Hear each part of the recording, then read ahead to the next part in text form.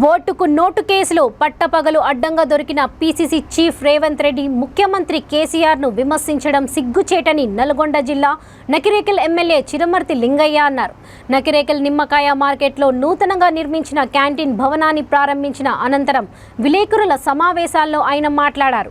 నల్గొండలో కాంగ్రెస్ పార్టీ నిర్వహించిన నిరుద్యోగ నిరసన ర్యాలీ సభలో రేవంత్ రెడ్డి సీఎం కేసీఆర్ను మంత్రి జగదీష్ రెడ్డిని ఉద్దేశిస్తూ చేసిన వ్యాఖ్యలపై ఘాటుగా కౌంటర్ ఇచ్చారు. ఉద్యమ నాయకుడు మంత్రి జగదీష్ రెడ్డిపై చేసిన వ్యాఖ్యలపై బేషరతుగా క్షమాపణ చెప్పాలని డిమాండ్ చేశారు.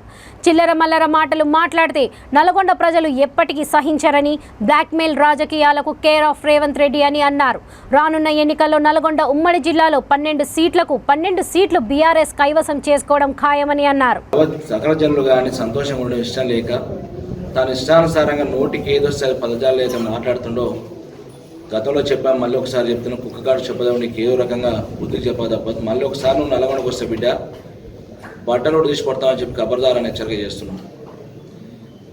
కాంగ్రెస్ పార్టీ ఎమ్మెల్యేలు అమ్ముడు పోయారు, పశువులాగా అమ్ముడు పోయారని మాట అంటాడు. పశువులను మనం ఈరోజు యావత్ దేవతలందరూ ఏ రకంగా మనం పూజిస్తామో దేవతలనే పూజించినట్టుగా పశువులను కూడా మనం గోమాతను పూజిస్తుంటాం. ఇలా ప్రజా సమస్యల మీద ఉన్న పరిస్థితుల బట్టి ఈ ప్రాంతం అభివృద్ధి జరగాలి, పెండింగ్ ఉన్న ప్రాజెక్టును పూర్తి చేసుకోవాలి. ఇంత పెద్ద ఎత్తున భారతదేశంలో ఎక్కలేని విధంగా తెలంగాణ రాష్ట్రంలో జరుగుతున్న సంక్షేమ కార్యక్రమం మనం ఎందుకు భాగస్వాములు కాకూడదని చెప్పే ఆలోచనతోటి ఏదైతే నన్ను గెలిపించిన ప్రజలు ఉంటారో గెలిపించిన ప్రజలు కోరుకుంటే మనం పార్టీ మారినాం. అంత తప్ప ఏదో స్వార్థం కోసం రాజకీయాల కోసం మారిన వ్యక్తులం కాదు. అంటే పేదవాళ్ళు రాజకీయాలు చేయడం నీకు ఇష్టం ఉండదు. ఇక్కడ 2 ఎమ్మెల్యేలు ఉన్నారు, వాడు మిరియాలు కూడా పోడు, వాడు నగరికల్లో విధవ. నిన్ను ప్రశ్నిస్తున్నా ఈరోజు ఓటుకు నోటు పట్టబడి దొంగ విను.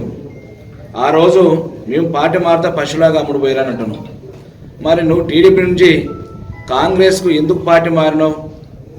ఏం ఎలగబెడదామని పార్టీ మారినావు? అంటే నువ్వు గాడిదలాగా పార్టీ మారినావు, దున్నపోతులాగా అంటే ఈనంగా కుక్కలాగా అనుకుని పార్టీ మారినావు. దేనికి మారినావు? నువ్వు పార్టీ మారుతాప్పుడు సిగ్గుండాలి కదా. ఏదైనా ఓటుకు నోటు దొరికిన దొంగవి కాకుండా ఇలా ఆర్టీఐ యాక్ట్ అంటే care of address Revanth Reddy అంటారు. హైదరాబాద్లో కానీ తెలంగాణలో కానీ ఉమ్మడి రాష్ట్రంలో ఉన్నప్పటి నుంచి కూడా ఆర్టీఐ యాక్ట్ ఎవరికి ఉపయోగపడదా అంటే రేవంత్ రెడ్డికి ఉపయోగపడదా అని చెప్తారు. మనం ఇచ్చిన కార్యక్రమం పేద వర్గాలకు మంచి ఉద్దేశంతో ఇచ్చిన కార్యక్రమం ఇది. ఆ కార్యక్రమం మంచి జరగాలని కోరుకుంటున్నాం. ఎక్కడో తాడు జరిగిందనే సమాచారం ఉందేమో ఆలోచనతోటి భయం పెట్టడానికి ఎమ్మెల్యే కానీ అక్కడ పార్టీ కానీ అధికారులు కానీ అప్రమత్తంగా ఉండాలి. ఎక్కడ కూడా అవకతవకలు జరగకూడదని మాట చెప్తే దాన్ని బేరే చేసుకుని 30% దళిత శాసనసభ్యులు దళిత ఎమ్మెల్యేలు తీసుకుంటాడు మాట నాకు సిగ్గుండాలి.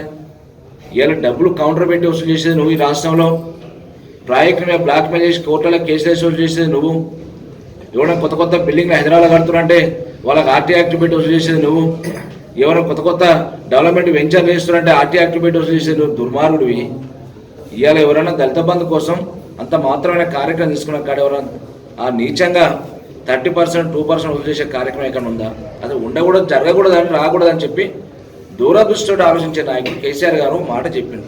దానికి ఆలోచన చేసుకుని ఏదోదో పదే కథనాలు రాసుడు పత్రికలు కొంతమంది పదే లీడర్లు ఆ దళిత బంధుత్వం మా నోట్లో మట్టికొచ్చినట్టు రాజకీయంగా మాకు భవిష్యత్తు ఉండని చెప్పి మాట్లాడే పద్ధతులు. ఇంకో మాట్లాడారు జిల్లా మంత్రి గారు, మందులో సోడా పోసినోడు మంత్రి అవుతాడు.